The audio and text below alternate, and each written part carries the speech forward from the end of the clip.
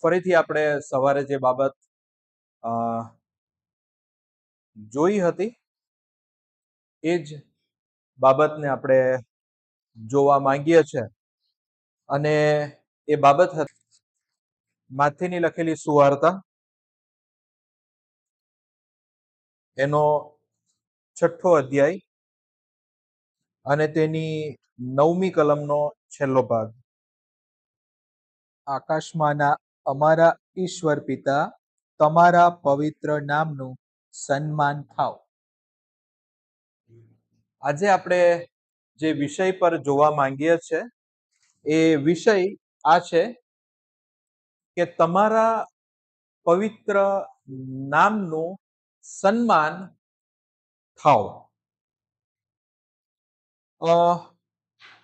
તમારા નામનું સન્માન ક્યાં થાવ? પૃથ્વી પર. કારણ કે આજે પ્રાર્થના આપણે જે કરીએ છીએ એ પૃથ્વી પર રહીને કરીએ છીએ અને પૃથ્વી ઉપર આપણે એ વસ્તુ શોધી રહેલા છે ને બાબત આ છે કે અહીંયા જે બી કહે છે કે તમારું રાજ્ય આવો, તો કાં આવો? પૃથ્વી પર. જેમ આકાશમાં તેમ પૃથ્વી પર તમારી ઈચ્છા પૂરી થાવ, એટલે કે પૃથ્વી પર. સો આમાંની બધી જ બાબતો આપણે જે જોવા માંગીએ છીએ તે એ છે કે તમારું નામ પવિત્ર મનાવો. આજે આપણે ઘણી બધી વખત આ બાબતો જોઈ છે અને આપણે ઘણા અંશે એ બાબતની અંદર નિષ્ફળ ગયા છે. શું આપણે આપણા દરરોજના જીવનની અંદર દેવનું નામ પવિત્ર મનાયું છે પૃથ્વી ઉપર? પ્રભુને સન્માન આપણે આપવામાં સફળ ગયા છે? અને આજે આપણે એ જોવા માંગીએ છીએ કે કઈ રીતે આજે સન્માન જે આપવું જોઈએ એ કઈ રીતે આપણે એમને આપી શકીએ અને ઇઝરાયેલી પ્રજા જે જૂના સમયની અંદર કઈ રીતે નિષ્ફળ ગઈ એ બાબતોને આજે આપણે થોડું વિચારમાં લાવવા માંગીએ છીએ. જો તમે જુઓ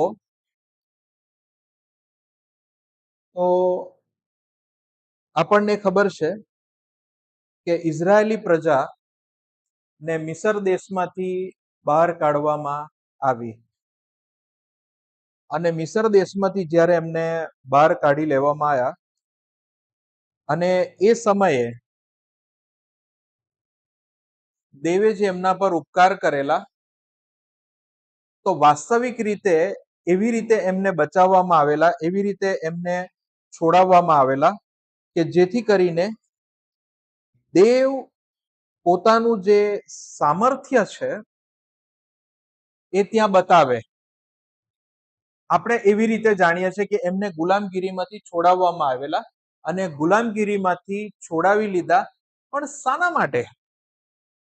આ એક પ્રશ્ન કે એમનું પોતાનું સામર્થ્ય બતાવવા માટે. પણ એના કરતા બી એક બાબત વધારે વિશેષ છે કે જેને આપણે ગીતશાસ્ત્રમાં જોઈ શકીએ. એટલે કે ગીતશાસ્ત્ર 106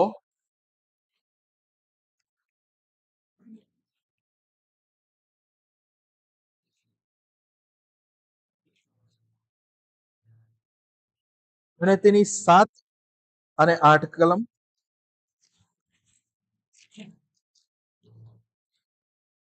ત્યારે તેઓ તમારા અજાયબ કાર્યો સમજ્યા નહીં, તમારા અપાર પ્રેમને તેમણે યાદ રાખ્યો નહીં, પરંતુ સુખ સમુદ્ર પાસે તેમણે સર્વોચ્ચ ઈશ્વર સામે વિદ્રોહ કર્યો. છતાં પોતાના નામની ખાતર અને પોતાનું પરાક્રમ દર્શાવવા ઈશ્વરે તેમને ઉગાર્યા. ઓકે, બાઇબલ અહીંયા એમ કે છે, એટલે કે 8મી કલમમાં એ રીતે કે છે, તો પણ, એટલે કે ઉપરની કલમ 7મી કલમમાં કે મિસરના જે ચમત્કાર જે એમના પિતૃઓએ જોયા એ લોકો સમજી નહીં શક્યા અને જે કંઈ એમના પર કૃપા કરવામાં આવી, દયા કરવામાં આવી, એ વસ્તુ એમણે યાદ ના રાખી, અને એના લીધે કરીને તેમ છતાં, તો પણ એનો મતલબ કે તેમ છતાં તેણે એટલે દેવે પોતાના નામની ખાતર, તમે વિચાર કરો કે દેવ પોતાના નામની ખાતર એમને તાર્યા, એમને બચાવવામાં આવેલા છે. કારણ કે જે કંઈ બી વસ્તુ થાય છે એ પ્રભુ પોતાના પવિત્ર નામને લીધે કરે છે. આ બાબત આપણે સમજવાની બહુ જરૂર છે. એવું નહીં કે ગીતશાસ્ત્રમાં એક જ કલમ છે કે જે જગ્યા પર આપણે આ બાબતોનું વર્ણન જોઈ શકીએ. જો તમને ગીતશાસ્ત્ર 23 મોઢે હોય તો તેની અંદર બી આ બાબત કીધેલી છે. ગીતશાસ્ત્ર 23:3 પોતાના નામની ખાતર તે મને ન્યાયપણાના માર્ગમાં ચલાવે છે.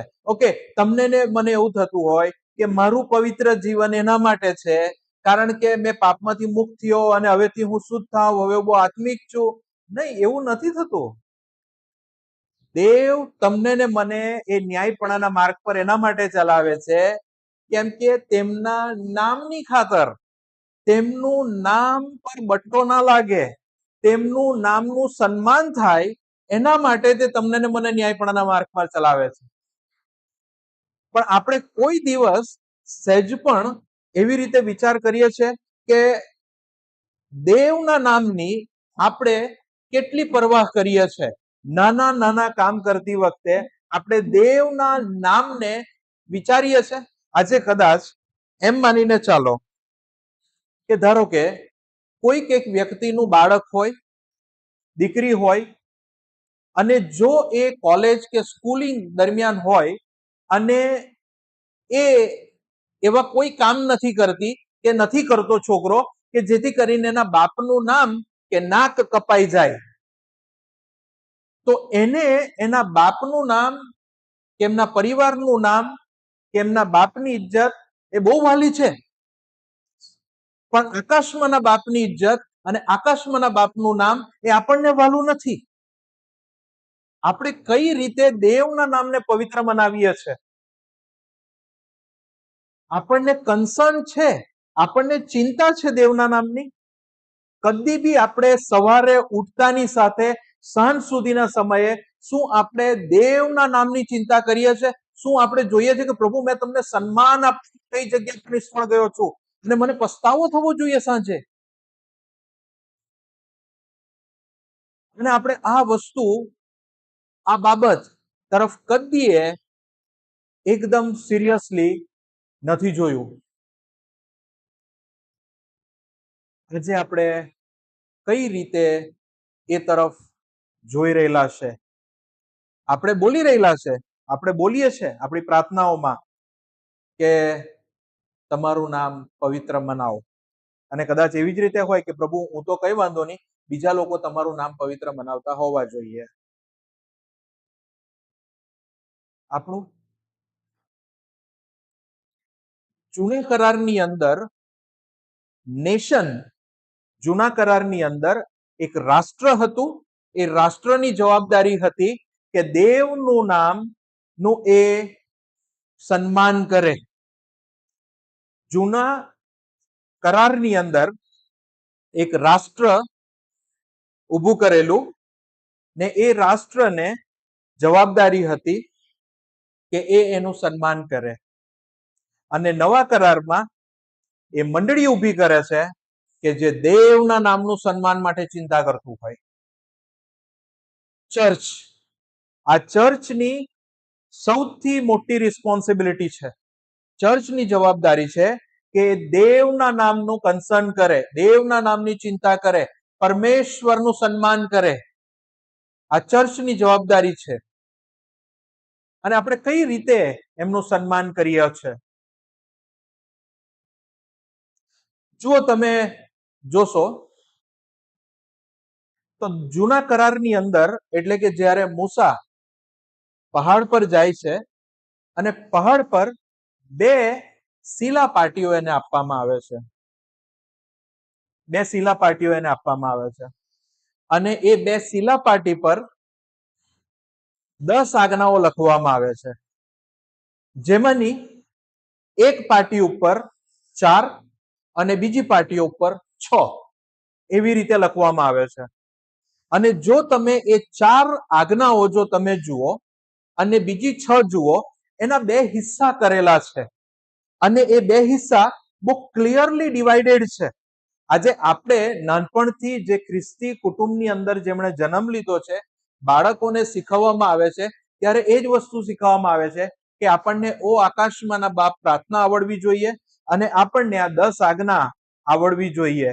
પણ 10 આજ્ઞા આપણે કદીએ સમજણ નથી પામેલા કે એક્ઝેક્ટલી 10 આજ્ઞા એ શાના માટે અને શું કરવા માટે અને કેવી રીતે કયા હેતુથી આપવામાં આવેલી છે. જો તમે પહેલી 4 આજ્ઞા જો તમે સાંભળો, ત્યાં પહેલી જ કલમ એવી લખેલી છે કે તારે અન્ય દેવ ન હોય. પહેલી બાબત, તારી મધ્યે કે તારી પાસે અન્ય દેવ ન હોય. એટલે કે જેને આપણે ગુજરાતી ભાષામાં એમ કહીએ કે એક જ દેવને માનો.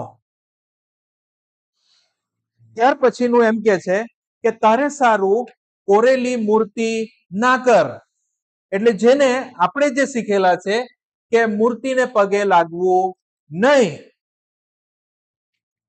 ત્રીજી જે કલમ આપણે જે જોઈએ છે, ત્રીજી આજ્ઞા કે મારું એટલે કે તારા દેવનું નામ વૃથા લેવું નહીં.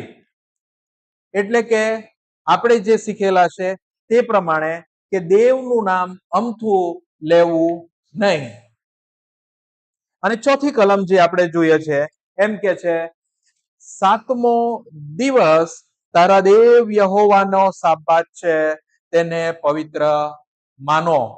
એટલે કે આપણે જે શીખ્યા કે સાબા દિવસ પવિત્ર માનો, અને એનો મતલબ એવો થાય કે 4 કલમ એટલે કે 4 જે આજ્ઞા છે એ દેવને અનુસંધાની છે, દેવના માટે છે અને દેવના પવિત્ર નામને માટે છે. અને અહીંયા ક્લિયરલી કીધેલું છે કે આ દેવ સાથેના તમારા સંબંધો માટેની છે. અને પછીની જે 6 આજ્ઞા છે એ માણસો સાથેના સંબંધોની છે. તારા મા બાપનું સન્માન કર. પછી જે કહે છે કે તું બીજાની પત્નીઓ ઉપર એટલે કે વ્યભિચાર ન કર, લોભ ન રાખ કોઈકની પત્ની માટેનો. અને આ બધી બાબતો એટલે કે એ બધી પૃથ્વી પરની છે. એટલે પૃથ્વી પરની અંદર એટલે કે આપણા ભાઈઓ જે લોકો આપણી સાથે કનેક્ટેડ છે એ લોકો સાથેની છે. પણ પહેલી 4 આજ્ઞા એ દેવને અનુલક્ષીને છે, દેવના માટે છે. તમે વિચાર કરો કે જ્યારે 10 આજ્ઞા ઇઝરાયેલી પ્રજાઓને આપવામાં આવી, એમાંથી 4 પહેલી બહુ સ્પેસિફિકલી એકદમ સચોટ રીતે દેવને અનુલક્ષીને આપવામાં આવી અને ત્યાં જ પ્રજા નિષ્ફળ થઈ જાય છે. તે જ જગ્યા પર પ્રજા ફેલ થઈ જાય છે. અને તમે જુઓ કે જેટલી બી જેમ જેમ પ્રજા એટલે કે મિસર દેશમાંથી કાઢતા ગયા તેમ તેમ એ લોકો જે સ્થાન પર રોકાતા ગયા એ દરેક જગ્યા પર ત્યાંની જે મૂર્તિઓ હતી એનું એ લોકો ભજન કરવા લાગેલા. એના માટે 106 જે ગીતશાસ્ત્ર 106 કે છે એની અંદર આ જ બાબત કે છે કે એ લોકો તારા ચમત્કારો સમજી શક્યા નહીં. અને એમને એવું જ લાગે કે આ મૂર્તિએ અમને કઈ કર્યું, આ પ્રકારે અમારે જે પાડવા જોઈતા હતા, આ ઉપવાસ કરવાથી મારાથી આ બાબતો મળી, આ આવી રીતે છે તે મેં બહુ પ્રાર્થના કરી એના લીધે આ બધી બાબતો થઈ. પણ વાસ્તવિક રીતે દેવ કરતા હતા. અને આપણે આપણી કોઈક એક્શનને કે આપણી કોઈક કરણીને આપણે એ બાબતમાં લઈને આવીએ છીએ કે આ મારી આગ્રહથી પ્રાર્થના કરવાને લીધે આ બાબતો બની છે, મારા આટલા ઉપવાસો કરવાથી આ બાબતો મને બની છે, ઈસ્ટરના ગુડ ફ્રાઈડેના 40 દિવસના ઉપવાસો મેં કર્યા અને એના લીધે મને સરસ નોકરી મને મળી છે. તમે વિચાર કરો કે આપણે દેવનું નામને કેવી રીતે સન્માન આપીએ છીએ. આ તો આપણે આપણી કરણીઓ આપણે એડવર્ટાઇઝ કરીએ છીએ કે આપણે શું કરીએ છીએ, આપણું એડવર્ટાઇઝમેન્ટ છે. કે હું પ્રાર્થના કરું છું, હું ઉપવાસ કરું છું, ને આપણે કઈ રીતે એમનું સન્માન કરીએ છીએ. જો ચાર બાબત જે એની અંદર એટલે કે ચાર જે આજ્ઞા, પહેલી ચાર આજ્ઞા જે દેવના પવિત્ર નામને માટે લખાયેલી છે, દેવની સાથે કનેક્ટેડ છે, એ ચાર આજ્ઞામાં સૌથી પહેલા એમ કે છે કે તમારી પ્રાયોરિટી હું છું. તમારી પ્રાયોરિટી હું છું. પછી જે બાબત એમ કે છે કે તમારી પાસે કોરેલી મૂર્તિ નહીં હોવી જોઈએ, એટલે કે મારું જ ભજન થવું જોઈએ, એટલે કે ટ્રુ વર્શિપ, સાચી આરાધના, સાચું ભજન માટે હું જ લાયક છું. ત્યાર પછી ત્રીજીમાં કે છે કે નામ અમથું લેવું નહીં. એટલે ઘણી વખત મેં બાબત જોઈ છે, ઘણા અમારા કોલ્સ આવે અને કોલ દરમિયાન જે ફોરેન કન્ટ્રીમાં જે બેઠા હોય એ લોકો કોલની અંદર એ લોકો એમ કહેતા હોય છે, કંઈક રોંગ થઈ જાય, કંઈક રોંગ ફાઇલ ઓપન થઈ જાય, ઓ જીસસ, ઓકે, તો આ દેવનું નામ અમથું લીધું. અને ઘણી વખત આપણાથી ખુરશી પર બેઠા હોય, ઘૂંટણે પ્રાર્થના કરેલા હોય અને પ્રાર્થના કરીને ઊભું ના થવાય તમારાથી, અને પછી તમે જેમ તેમ કરીને ઊભા થાવ ને તમારા મોંમાંથી એક અવાજ નીકળે, ઓ બાપા,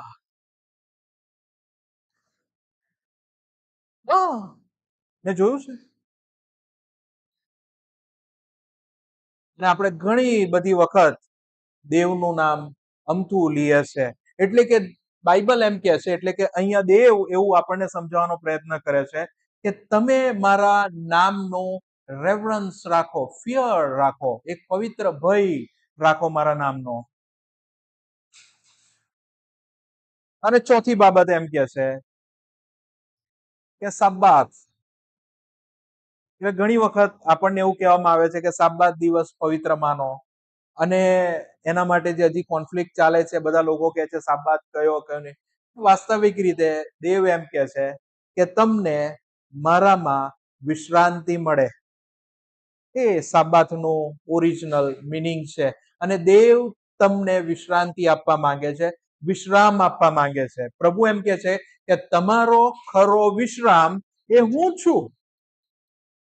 અને તમને ને મને વધારે શાની ચિંતા હોય છે કે ભાઈ એ શનિવાર છે કે રવિવાર છે. સાબાત દિવસ પવિત્ર પાડવા કીધો તો મારે કયા દિવસે કરવાનું, એ શનિવાર છે કે રવિવાર છે. પણ વાસ્તવિક રીતે દેવ એમ કે છે કે તમારો વિશ્રામ હું છું, ને આ બાબત હોવી જોઈએ. તો આપણને ચાર જે આજ્ઞા આપેલી તે આ બાબતો રિફ્લેક્ટ કરે છે. પણ સૌથી જે અગત્યની બાબત છે કે જે મને બહુ જ ઇમ્પ્રેસ કરે, બહુ જ મને લાગે, તે બાબત અહીંયા છે. હઝકિયલનું પુસ્તક,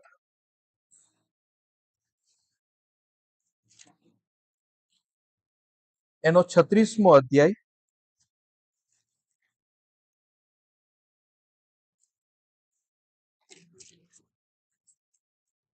અને તેની 20 અને 21મી કલમ.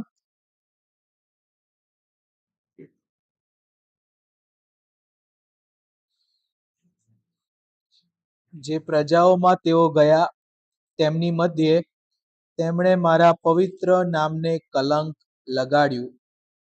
લોકો તેમને વિશે એવું કહેવા લાગ્યા, આ તો પ્રભુના લોકો છે, છતાં એમને પ્રભુએ આપેલો દેશ છોડવો પડ્યો છે. પણ મને તો મારા પવિત્ર નામની પરવા છે, કારણ જ્યાં જ્યાં ઇઝરાયેલો ગયા ત્યાં ત્યાં તેમણે તેને કલંક લગાડ્યું છે.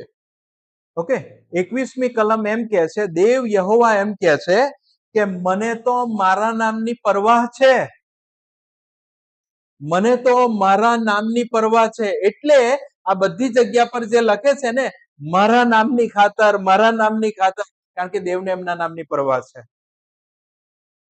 અને આપણને નથી. દેવને એમના પવિત્ર નામની પરવાહ છે ને એના લીધે આ 21મી કલમ એમ કે છે કે અહીંયા પણ ઇઝરાયલના વંશજોએ જે પ્રજાઓમાં તેઓ ગયા, તેઓમાં મારા પવિત્ર નામને બટ્ટો લગાડ્યો હતો, પણ તે મારા નામને માટે મને ચિંતા થઈ, મને ચિંતા થઈ. અને તમને ખબર છે કે તમને કારણ શાના માટે મળેલું છે? તમારું જે તમને જે શુદ્ધ કરવામાં આવેલા છે, શાના માટે કરવામાં આવેલા છે? તમને જે હૃદય જે આપવામાં આવેલું છે, તમે ઘણી વખત આપણે કહીએ છીએ કે આપણું જે પથ્થરનું હૃદય હતું એ કાઢી નાખ્યું અને માઉસનું હૃદય આપ્યું. એ કેવી રીતે આવ્યું? એનું કારણ છે કે આપણે જ્યારે બી એક કલમ વાંચીએ છીએ ને, એક કલમ ખાલી વાંચીએ છીએ, પણ એ કોના અનુસંધાનમાં છે એ ખબર જ નથી. અને જો તમે જુઓ તો એનું પાનું પલટાવો તમારા બાઇબલમાં, અને એ જે કલમ છે એ તમારી 25 અને 26 અને 27 કલમ સુધી અહીંયા આ પ્રકારે લખેલું છે કે હું તમારા પર શુદ્ધ પાણી છાંટીશ. 26મી કલમ, હું તમને નવું હૃદય પણ આપીશ, હું તમારી અંદર નવો આત્મા મૂકીશ, હું તમારા દેહમાંથી પાષાણમય હૃદય દૂર કરીશ, હું તમને માંસનું હૃદય આપીશ, હું મારો આત્મા તમારી અંદર મૂકીશ. તો શાના માટે? કારણ કે એની પાછળની જે કલમો છે, જો તમે 20 કલમથી તે છેક 24મી કલમ સુધી તમે વાંચો, એ બધી જગ્યા પર આટલી જ વસ્તુ લખેલી છે. 22મી કલમ એમ કે છે, એ માટે ઇસ્રાયેલી લોકો કહે છે કે પ્રભુ યહોવા કહે છે કે હે ઇસ્રાયેલના વંશજો, હું એ તમારી ખાતર નથી કરતો, પણ મારા પવિત્ર નામની ખાતર કરું છું. એટલે કે તમારી અંદર જે કંઈ બી થયું છે, જે માઉસનું હૃદય આવ્યું છે, તમારા પર શુદ્ધ પાણીનો છંટકાવ કરેલો છે, આત્મા તમને મળેલો છે, એના માટે નથી કે તમે હું બહુ સારા છે. એના માટે, કારણ કે અહીંયા એમ કે છે કે હું તમારા માટે નથી કરતો, પણ એમ કે છે કે પણ મારા પવિત્ર નામની ખાતર હું કરું છું. જો કે જે પ્રજાઓ તમે ગયા તેઓમાં તમે મારા નામને બટ્ટો લગાડ્યો છે. 23મી કલમ, અન્ય પ્રજાઓમાં તમે મારા મહાન નામને બટ્ટો લગાડ્યો છે, અને હું પવિત્ર મનાઈશ.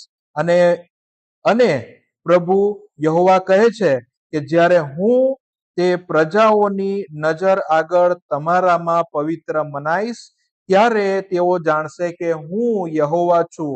અને આ જ રીતે તમે વાંચતા જાઓ અને 26મી કલમ આવે છે. એટલે કે દેવ પોતે પવિત્ર છે, લોકો જાણે કે એ યહોવા છે, એના માટે એ તમારા અને મારા હૃદયની અંદર આ કામો કરે છે. એ પોતાના પવિત્ર નામને લીધે કામ કરે છે. એ તમારે મારું કંઈક સારું છે એના લીધે નથી કરતા, એ એમના માટે કામ કરે છે. હવે આપણને નવા કરારની અંદર લઈને આવેલા છે, નવા કરારની અંદર મંડળીમાં સ્થાપેલા છે, અને મંડળીમાં સ્થાપ્યા પછી હવે આપણે એમના પવિત્ર નામને કેવી રીતે જોઈએ છે? આપણે સિરિયસ છે તેમના નામને માટે? આપણને પ્રભુના નામની જરૂર ક્યારે પડે છે ખબર તમને? તકલીફમાં હોય, મુશ્કેલીમાં હોય ત્યારે. બીજું? પ્રોબ્લેમમાં આવીએ ત્યારે. તમને બધાને પ્રભુના નામની જરૂર પ્રાર્થના પૂરી કરવા માટે પડે. તમારી પ્રાર્થના પૂરી ક્યાંથી થાય? પ્રભુ ઈસુના નામમાં. આમેન. તમને ત્યાં જ એમના નામની જરૂર પડે, તમને બીજે કાંઈ ખબર પડે. બાકી બધી જ વસ્તુ મારા માટે હોય. હું તકલીફમાં છું, હું રડું છું, મને આ નથી મળ્યું, મને પેલું નથી મળ્યું, મારા ઓફિસમાં મને સતાવે છે, મને ખેતરમાં આમ થઈ ગયું, મારે પહેલા તો આમ થઈ ગયું, મારા સ્ટડીઝમાં આમ થઈ ગયું, મારું બધું જ આમ થઈ ગયું. પ્રભુ ઈસુના નામમાં આ બહુ જ કડવી વાસ્તવિકતા છે. જે વિચાર કરો કે તમને તમારા નામની કેટલી પડેલી છે. તમારા ઓફિસમાં કોઈક માણસ તમારા વિશે ખોટી અફવા ફેલાવે તો તમે કેવા ધુઆફુઆ થઈ જાઓ છો.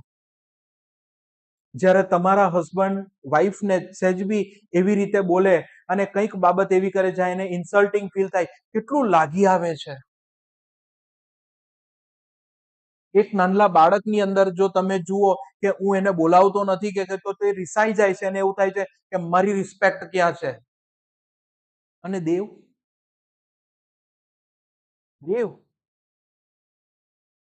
તમે વિચાર કરો કે દેવની રિસ્પેક્ટ ક્યાં છે. બ્રધર એન્ડ સિસ્ટર, આપણી પહેલી રિસ્પોન્સિબિલિટી છે કે આપણે એઝ અ બિલીવર દેવની નામને માટે, એમના સન્માનને માટે, એમને ઓનરને માટે, એમના રિસ્પેક્ટને માટે આપણે જીવવું જોઈએ. આપણે ક્યાં છે? પણ એક નમૂનો ઇઝરાયેલી પ્રજાની અંદર બહુ અજાયબ રીતે મૂકેલો છે કે જે વ્યક્તિ બહુ પ્રચલિત નામ નથી, હાર્ડલી કદાચ તમને નામ ખબર હોય, ફિનિહાસ. ફિનિહાસ નામ સાંભળેલું કોઈ દિવસ? નહીં સાંભળેલું હશે.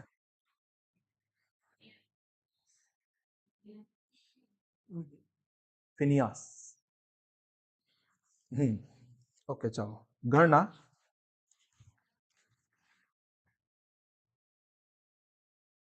એનો 25મો અધ્યાય.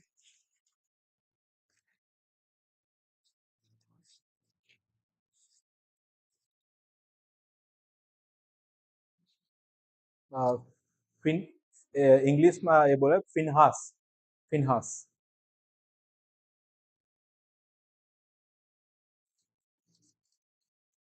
ગણના એનો 25મો અધ્યાય. અને એ 25મા અધ્યાયમાં જે વર્ણન થાય છે એના પર જ આપણે ખાલી જોવા માંગીએ છીએ. એની હું તમને થોડું પૃષ્ઠભૂમિ, એનું જે બેકગ્રાઉન્ડ છે એના વિશે થોડું એક્સપ્લેન કરું.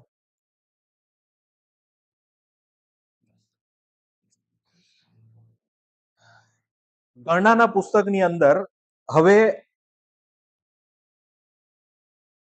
આ લોકો એટલે કે ઇઝરાયેલી પ્રજા લોકો એકદમ નજીકમાં આવી જાય છે.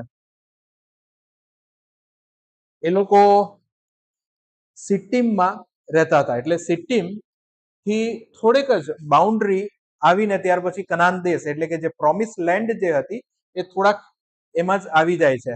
એટલે કે એ લોકો એકદમ બોર્ડરની આ બાજુ રહેતા હતા અને ત્યાં એમણે પડાવ નાખેલો. હવે આ જગ્યા પર શું થતું હતું? આ લોકો જ્યાં રહેતા હતા અને આ જગ્યા પર જે અહીંયા કહે છે, અને ઇઝરાયેલી સિટ્ટીમમાં રહેતા હતા તેવામાં મોઆબની દીકરીઓની સાથે લોકો વ્યભિચાર કરવા લાગ્યા, કેમ કે તેઓ પોતાના દેવના યજ્ઞને પ્રસંગે લોકોને નોતરતા હતા અને લોકો ખાતા ને તેઓના દેવનું ભજન કરતા અને ઇસ્રાયેલ બાલ પેયોર ના પંથમાં ભળ્યા. હવે વસ્તુ શું થતી હતી કે એક ટ્રાન્સલેશનની અંદર, હવે એ ટ્રાન્સલેશનમાં, ગુજરાતી ટ્રાન્સલેશનમાં એવું એક જગ્યા પર લખેલું છે કે એ લોકોને શ્રાદ્ધનું ખાવા માટે બોલાવતા હતા. શ્રાદ્ધનું ખાવા માટે બોલાવતા હતા. એટલે કેવી રીતે થતી હતી કે ઇન્વિટેશન આપતા હતા કે ભાઈ આજે અમારા ઘરે ફલાણા ફલાણા દેવની મૂર્તિ મૂકેલી છે અને તમે આવો. એટલે એ જે ફિમેલ્સ જે હતી એ ફિમેલ ઇઝરાયેલી લોકોને ત્યાં બોલાવતી હતી અને ત્યાં બોલાવીને એ લોકો સાથે એ લોકો વ્યભિચાર કરતા હતા. મેજોરિટી કેસમાં તે સમયે જે એ લોકોનું જે દેવી દેવતાઓનું જે અ, સ્થાન જે હતું ત્યાં દેવદાસીઓ વધારે રહેતી હતી કે જે મેઇનલી આ પ્રકારના વ્યભિચારના કામની અંદર વધારે ઇન્વોલ્વ હતી. હવે ઇઝરાયેલી પ્રજાઓ એમાં મિક્સઅપ થયા. મિક્સઅપ. અને જુઓ, હંમેશા આ બાબતો બહુ કોમન હોય છે કે ક્રિશ્ચિયન આપતું હોય છે. ફર્સ્ટ થિંગ, પહેલું, એ લોકોને બીજી કલમમાં તેઓ પોતાના દેવના યજ્ઞોને પ્રસંગે લોકોને નોતરતા હતા અને લોકો ખાતા. લોકો જમવા જતા હતા. ખાવાનું એક મોસ્ટ કોમન ખાડો છે એક ખ્રિસ્તી જીવન માટે બી, કે મેજોરિટી લોકો ખાવાના લીધે પડે. અને બીજું, એ લોકો બીજા દેવની વર્શિપમાં પડ્યા. બીજા દેવની વર્શિપમાં પડ્યા, મૂર્તિ પૂજામાં પડ્યા. અને ત્રીજું, સેક્સમાં એ લોકો ઇન્વોલ્વ થયા. અને આજે આપણી પાસે એક ક્રિશ્ચિયન લાઈફની અંદર આ ત્રણ બાબતો બહુ જ ખાડામાં પાડી શકે એવી છે. ખોરાક,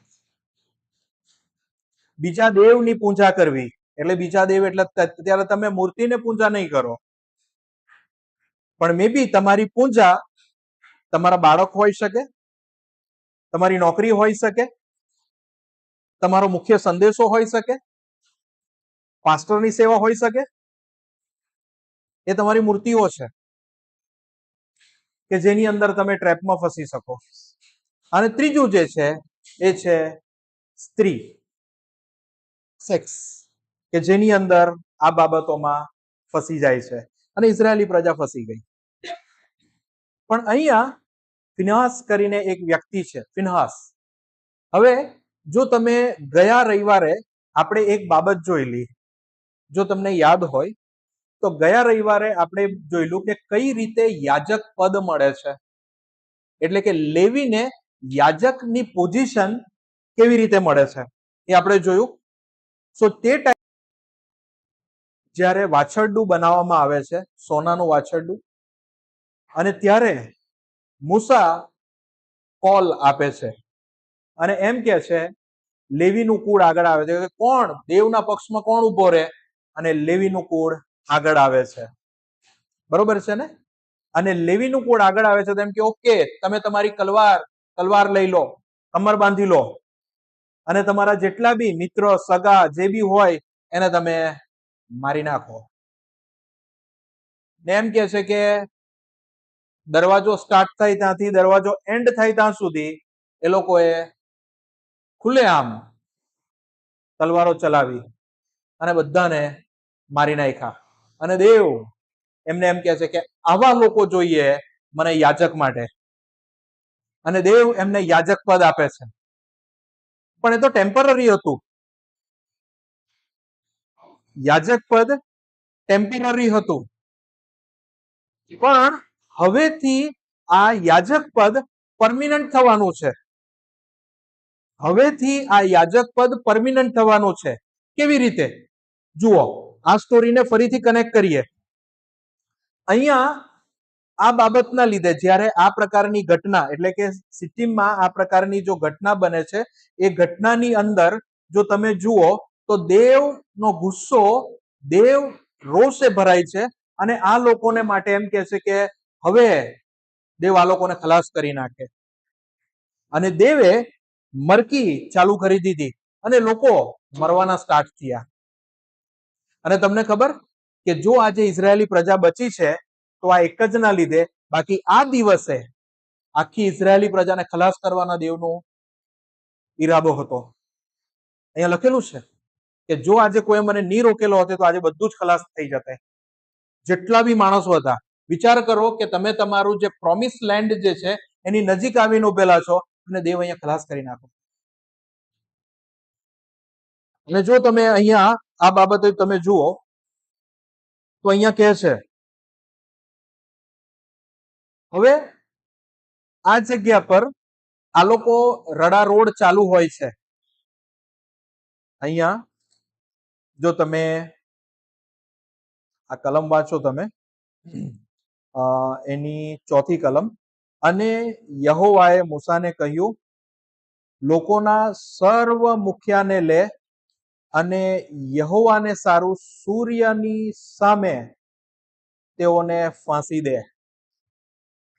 મુખ્યાને, જે મેઇન પર્સન છે તેને, એ જે કોઈ બી પર્સન હોય એટલે કે એમનો મેઇન પર્સન, જે એમની આગેવાન, એમનો લીડર, એ લીડરને તમે લેવ અને એમ કે એને સૂર્યની સામે ફાંસીએ ચડાવો.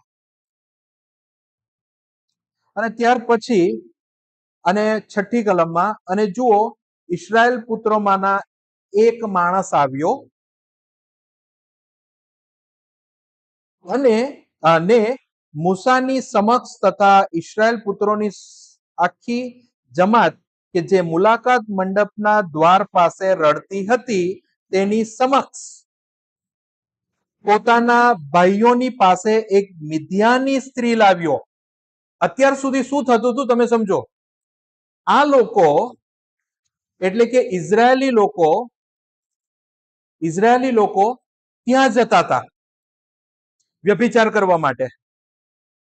પણ અહીંયા એક બાજુ એટલે કે આ જગ્યા પર મુલાકાત મંડપ છે અને મુલાકાત મંડપમાં બધા રડે છે. એમના પરિવાર લોકોના કેટલા લોકોના મોત થઈ જાય છે. મંડળી આખી જે છે તે ખલાસ થવાની તૈયારી પર છે અને એ બાજુથી એક માણસ એક સ્ત્રીને ખેંચી લાવે છે એના ભાઈઓ પાસે વ્યભિચારને માટે. એક બાજુ અહીંયા રડારડ છે ને પેલી બાજુ વ્યક્તિ ખેંચી લાવે છે અને રૂમમાં લઈ જાય છે. આ સિચ્યુએશન છે. અને જ્યારે અહીંયા હવે શું થાય છે 10મી કલમમાં એમ કે છે, અને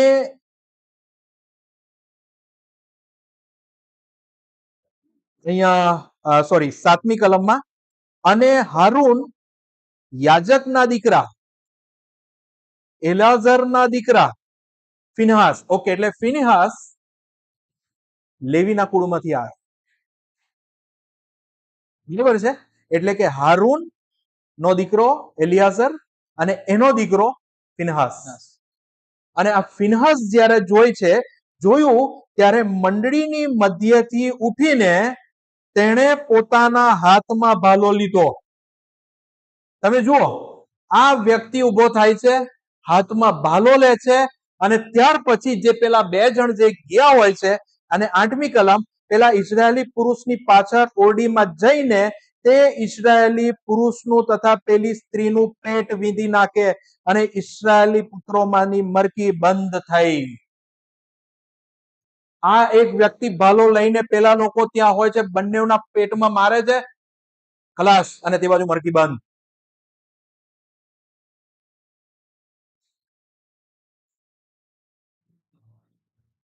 અને હવે શું થાય છે 10મી કલમમાં, અને યહોવાએ મૂસાને કહ્યું કે હારૂન યાજકના દીકરા એલઆઝરના દીકરા ફિનહાસે તેઓ મધ્યે મારા આવેશથી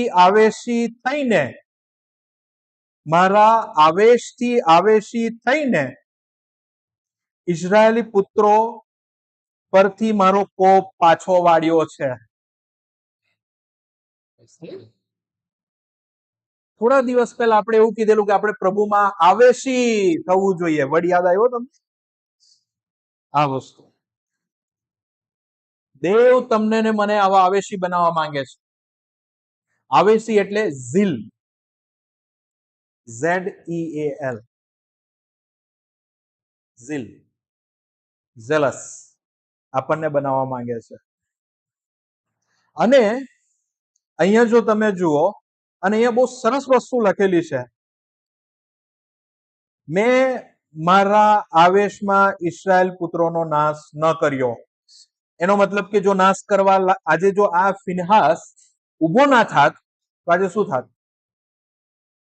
બધું ખલાસ. 12મી કલમમાં હવે જુઓ, 12મી કલમમાં બ્રધર એ કલમ વાંચો. તેથી ફિનહાસને તું આ પ્રમાણે કહે, હું તેની સાથે કાયમના કરારથી સંબંધ સ્થાપું છું અને તે વડે તેને અને તેના વંશજોને યજ્ઞકાર પદ સોંપું છું. કારણ પોતાના ઈશ્વર પ્રત્યેના આવેશને લીધે તેણે અન્ય દેવની પૂજા સાંખી લીધી નહીં અને ઇઝરાયેલી લોકોના પાપનું પ્રાયશ્ચિત કર્યું છે. અને અહીંયા એમ કે છે કે હવે હું એની સાથે અગ્રીમેન્ટ કરું છું, કરાર કરું છું. હવે એમ કે છે કે કાયમનો કરાર રહેશે. કેમ? કારણ કે મને ખબર પડી ગઈ કે આના બાપ દાદા લોકો જ્યારે એમ કીધું કે યહોવાના પક્ષના કોણ છે, તો એમ કે છે તે આખું ટોળું ઊભું રહી ગયું અને એમ કે છે કે આ કોણ, તો કે લેવીનું કુળ આ જ યાજકનું કામ કરશે. પણ થર્ડ જનરેશન આવી અને થર્ડ જનરેશનમાં એ લોકો કોમ્પ્રોમાઇઝ કરવાનું ચાલુ થયું. પણ દેવે જોયું કે એક માણસ છે કે જેને મારા નામની પરવા છે, જેને મારા નામની ચિંતા છે, જેને મારા નામની ફિકર છે, જે એમ કે છે કે હું આ નહીં ચલાવી લઉં. ને એવો એક વ્યક્તિ પ્રભુને મળી ગયો, ફિનહાસ. અને પ્રભુ એમ કે છે કે ઓકે, હવેથી હું શાંતિનો એગ્રીમેન્ટ એની સાથે કરું છું કે હવેથી યાજક તરીકે લોકો પરમિનન્ટ સેવા કરશે. તમે જુઓ અને અન્ડરસ્ટેન્ડ કરો કે કેવી રીતે આ કરાર સ્થપાય છે, કેવી રીતે આ બાબતો અહીંયા બની રહેલી છે. દેવના નામની ખાતર આ વ્યક્તિ ઉભો થાય છે. મેં કેટલાક ટ્રાન્સલેશન એના માટે જે લખેલા, ઇઝી ટુ રીડ ની અંદર આ જે કલમ છે એ હું તમારી આગળ વાંચું. આ તમે ધ્યાન આપજો. ગણના 25 અને એની 11મી કલમ આ રીતે ઇઝી ટુ રીડમાં, એ લોકોમાં મારા પ્રત્યેની નિષ્ઠાનો અભાવ જોઈ એણે એટલે ફિનિયાસે એટલો બધો રોષ વ્યક્ત કર્યો. આ તમે સાંભળો, આ તમે ફરીથી સાંભળો. અને જો તમે આ બાબતને નહીં અન્ડરસ્ટેન્ડ કરશો તો આપણે બી આ દેવ માટે આપણે શું કરીશું ખબર? દેવ માટે આપણી પાસે આ આવેશ નહીં આવે. દેવના નામ માટે તમે ભલે અહીંયા ગમે એટલું અહીંયા મળવાનો પ્રયત્ન કરો, રડી લો તમે, આપણે આપણા દેવના નામ માટે કન્સર્ન હોવું જોઈએ, આપણને પરવા હોવી જોઈએ ને આપણા નામ કરતા બી એમનું નામ વધારે કન્સર્ન કરવું જોઈએ આપણને. અને અહીંયા તમે જુઓ કે એમ લખે છે, ઇઝી ટુ રીડ ટ્રાન્સલેશન ની અંદર એવું લખે છે કે એ લોકોમાં મારા પ્રત્યેની નિષ્ઠાનો અભાવ, એ લોકોમાં મારા પ્રત્યેની નિષ્ઠાનો અભાવ. એનો મતલબ એવો થાય કે જે બી વ્યક્તિની અંદર નિષ્ઠાનો અભાવ હશે, આસ્થાનો અભાવ હશે, એ વ્યક્તિ દેવના નામની પરવા કરવાનો નથી. તમારી પાસે છે નિષ્ઠા? 13મી કલમ એમ કે છે, તેણે પોતાના દેવ માટેની શ્રદ્ધાનું ઉલ્લંઘન સહન નહોતું કર્યું. ઇઝી ટુ રીડ ટ્રાન્સલેશનમાં આ રીતે લખેલું છે કે તેણે પોતાના દેવ માટેની શ્રદ્ધાનું ઉલ્લંઘન સહન નહોતું કર્યું. કોમન લેંગ્વેજ શું લખે છે ખબર? કોમન લેંગ્વેજ એમ કે છે કે મારા સિવાય અન્ય દેવોની પૂજા કરવાનું તેણે સાંખી લીધું નથી.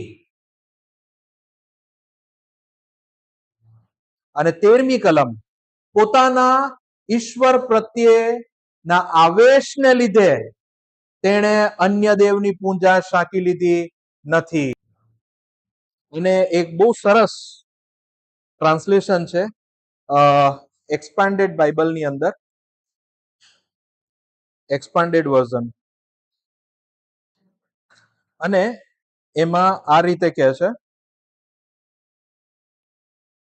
હારૂન, હિન્દીમાં વાંચું છું, हारून याजक के पोते एलियाजर के पुत्र फिनिहास ने इजरायलियों को मेरे क्रोध से बचाया है. वह पाप से उतना ही घृणा करता है जितना मैं करता हूं. फिनियास માટે એમ કહે છે કે वह पाप से उतना ही घृणा करता है जितना मैं करता हूं. બ્રધર અને સિસ્ટર, તમે ને હું દેવ જે રીતે પાપની વિરુદ્ધ જે છે એવી રીતે તમે ને હું પાપની વિરુદ્ધ છે. क्योंकि उन्हें उनके बीच में मेरा सम्मान बचाने की कोशिश की है, इसलिए मैं उन्हें उन्हें जोश में उन्हें नहीं मारूंगा. इसलिए फिनिहास से कहो कि मैं उसके साथ शांति की वाचा बांधता हूं. वह और उसके वंशज हमेशा याजक रहेंगे, क्योंकि वह अपने परमेश्वर के सम्मान की बड़ी चिंता थी. કેમ? એમ કે છે કારણ કે તેને તેના પરમેશ્વરની સન્માનની બહુ જ ચિંતા હતી, માટે એને યાજક પદ આપેલું. અને हिंदी इजी टू रीड में एम के छे कि क्योंकि 13वीं कलम एम के छे क्योंकि उसमें उसके परमेश्वर के लिए जलन थी. આ જે આવેશ જે વર્ડ આપણે વાપરીએ છે એટલે કે એની અંદર થાય છે જે ઝીલ છે, જેનું મતલબ થાય ઉત્સાહ, ઉમંગ, આતુરતા, આવેશીપણું, એ ઝીલ વિનાશમાંથી. ઓકે, હવે જો આ જે મેં કીધું એનું વિરોધાર્થી શબ્દ શું હશે? ઉત્સાહ, નિરુત્સાહ, અને બીજું ઉમંગ, દુઃખ, દુઃખ, નિરાશા, દુઃખ. પછી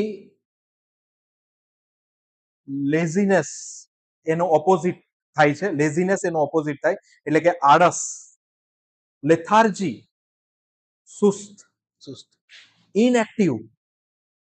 આ એના ઓપોઝિટ વર્ડ થાય. ઝીલના ઓપોઝિટ વર્ડ આ રીતે થાય, એપથી એટલે ઉદાસીનતા, ઇનડિફરન્સ,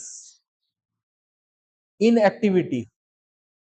અને આ પ્રકારની બાબતો હોય એટલે કે તમે જો તમારી પાસે આ ગુણ છે તો તમારી પાસે ઝીલ નથી, તમારી પાસે આવેશીપણું નથી, તમારી પાસે ઉત્સાહ નથી, તમારી પાસે ઉમંગ નથી, એટલે કે તમે દેવના નામની પરવા કરવા વાળા નથી. જો તમારી પાસે આળસ છે, જો તમારી પાસે સુસ્તી છે, જો તમારી પાસે ઉદાસીનતા છે, જો તમે ઇનએક્ટિવ, તમારી પાસે જો કાર્યરત નથી થતા, તમે આ પ્રકારના ગુણો છે, તો તમે દેવના નામની કોઈ પરવા નથી કરવાના. પછી ભલે તમે આખું બાઇબલ મોડે કરી નાખો તોય. કારણ કે દેવના નામ માટે ઉભા રહેવું એ બહુ જ અલગ બાબત છે, અને ઘરમાં બેસીને ખાલી પ્રાર્થના કરવું માં બહુ ફરક છે. આજે તમે વિચાર કરો કે આ 21મી કલમ ફરીથી આપણે જો એની અંદર જોઈએ, 21મી કલમની અંદર મને તો મારા પવિત્ર નામની પરવા છે. દેવ એમ કહે છે કે મને તો મારા પવિત્ર નામની પરવા છે, કારણ કે જ્યાં જ્યાં જ્યાં જ્યાં આ ઇઝરાયેલી પ્રજા કાઢી નાખો અને તમારું નામ મૂકો, 36મી કલમ, 36મો અધ્યાય અને 21મી કલમમાં તમે જુઓ, મને તો મારા નામની પરવાહ છે, એટલે કે આજે કોમન લેંગ્વેજનું જે ટ્રાન્સલેશન છે એની જગ્યા પર આપણે અહીંયા એમ કહે છે, મને તો મારા નામની પરવાહ છે, કારણ કે જ્યાં જ્યાં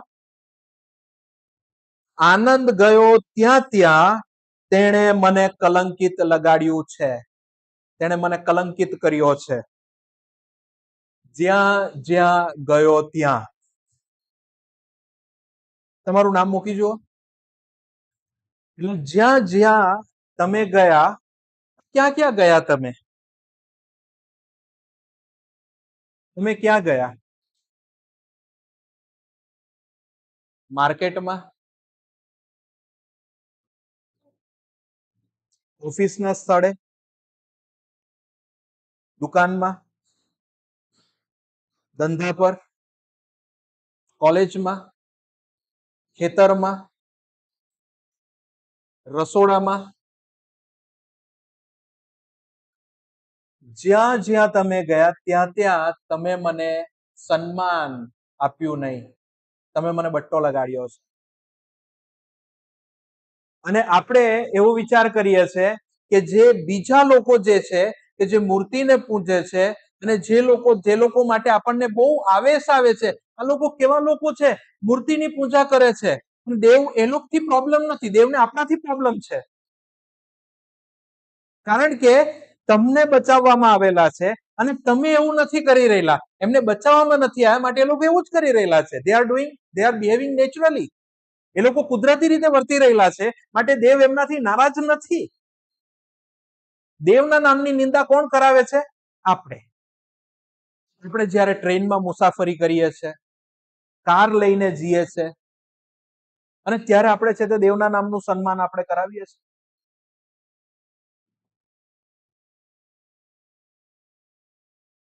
આપણા માટે બહુ ચેલેન્જ છે, આપણા માટે બહુ જ ગંભીર પ્રશ્ન છે. મને નથી ખબર કે તમે આ મેટરને કેટલા સિરિયસલી અન્ડરસ્ટેન્ડ કરેલું છે, મને નથી ખબર.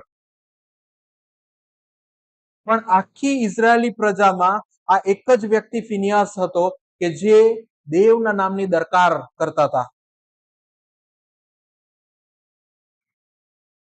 અને આ જ બાબત તમારે ને મારે કરવાની બહુ જરૂર છે. આપણી પાસે શું એ જલન છે દેવના નામ માટે? એમ કે છે કે જેવી રીતે ફિનિયાસ, એટલે કે એક્સપાન્ડેડ બાઇબલના વર્ઝન પ્રમાણે, જેમ હું પાપને ધિક્કારું છું તેવી જ રીતે પાપને ધિક્કારે છે, એમ કે.